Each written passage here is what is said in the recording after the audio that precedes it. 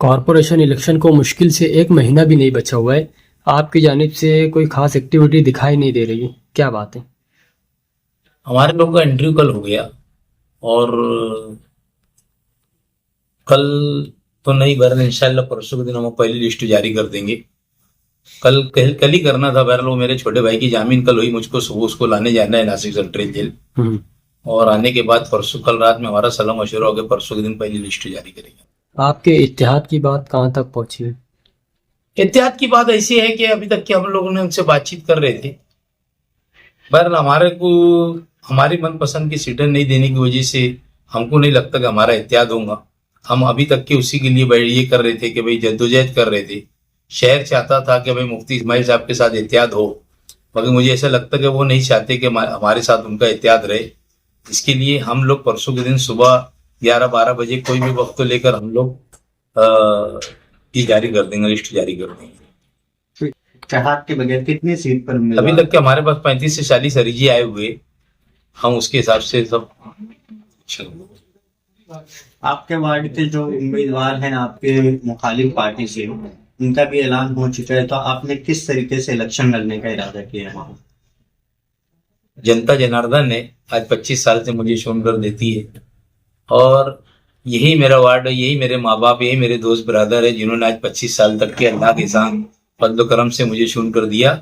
और मैं समझता हूँ कि सबसे ज्यादा काम ये बॉडी के अंदर, बॉडी खत्म होने के बाद जो मैंने काम किया वो सबसे ज्यादा शहर के लोगों ने देखा कि हर चीज के अंदर मैंने वार्ड के अंदर रोड रास्ते से लेकर सब काम किया।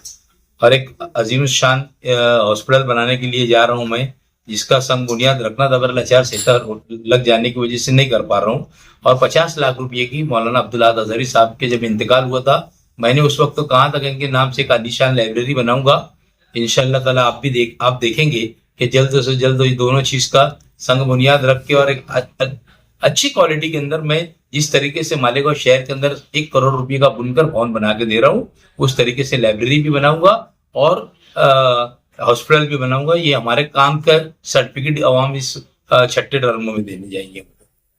अभी इत्तेहाद नहीं हुआ, लेकिन इलेक्शन के बाद मेयर बनाने के लिए अगर किसी के साथ इत्तेहाद करना रहा तो किसके साथ करेंगे? ये आज बोलने की बात नहीं है, वक्त आने के ऊपर उसको देखेंगे कि किसके साथ हमको जाना है, नहीं जाना है। जब किसी के साथ इत्तेहाद होगा तो उसके हम बंधे रहेंगे, जब नहीं किसी का इत्तेहाद होगा तो हम किसी के बंधे नहीं रहेंगे। हम अच्छा बुरा देख के चलेंगे, हम शहर के विकास के मुद्दे पे बात करेंगे, जो विकास के शहर के अंदर हमको पूरे शहर के लेवल के ऊपर शहर के अंदर हम लोगों को अच्छे से अच्छी सड़कें, अच्छे से अच्छे अतिक्रमण का निकाल होना चाहिए शहर के अंदर। ये सारी बात की शर्त तो जो हमारी मानेगा हम उसके साथ में एहतियात करेंगे। जब हमारी एहतियात की बात आज किसी से नहीं हो रही तो हम किसके बंधे नहीं रहेंगे। आज अगर हमारा किसी के साथ एहतियात रहेगा तो हम उसके साथ में आगे भी रहेंगे, और नहीं रहेगा एहतियात तो हम किसी का वक्त आने के बाद हम फैसला लेंगे हमको किसके साथ जाना या नहीं जाना। ऐसा क्यों कि मुफ्ती साहब आपको इत्तेहाद में लेना नहीं चाह रहे?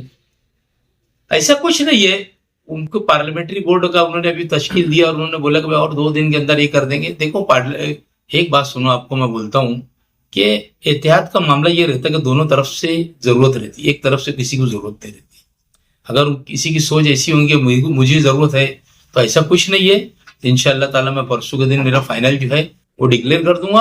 ऐसा थोड़ी कि एहतियात नहीं होगा तो मैं इलेक्शन नहीं लड़ूंगा। मैं एक बड़ी नेशनलिस्ट पार्टी का मैं अध्यक्ष हूँ, मुझे भी ऊपर जवाब देना है।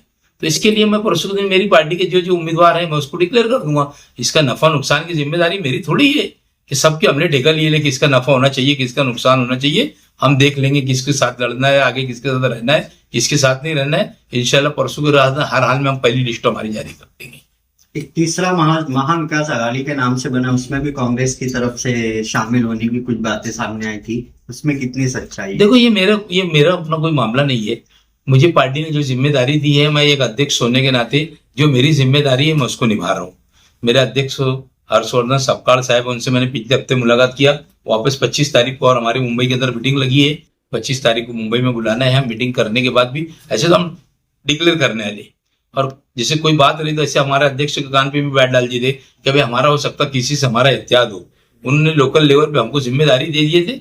अभी भी कोई मसला नहीं है, जैसे कोई जरूरी नहीं कि अभी एक आदमी से एहतियात हम करेंगे तो उसी के ऊपर हम लोग बढ़ेंगे। अगर हमारे पास किसी और की पेशकश आएंगी तो हम उस पर भी गौर करेंगे। हमारे पास अब 36 घंटे का वक्त है, हम परसों डिक्लेयर करेंगे।